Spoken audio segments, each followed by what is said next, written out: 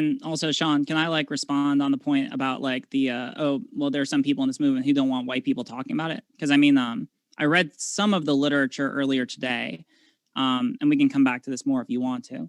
It doesn't seem to be the case that it's just the rule is white people cannot talk about this, but it's rather recognizing that because white people do not have the shared lived experience of people of color, that they're less likely, not necessarily the case, but they're going to be less likely to understand those kinds of experiences than people who don't come from that experience.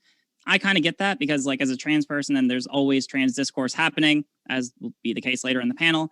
I mean, I'm not going to sit here and say that like cis people can't talk about these issues, right? Like, obviously, there are a lot of cis people who contribute a lot to the discourse, but also, you know, there can be cis people who don't recognize some things because they don't have that same lived experience, and simultaneously, there can also be trans people who also don't have the greatest arguments just because they're trans, right? It's just a likelihood thing, you know.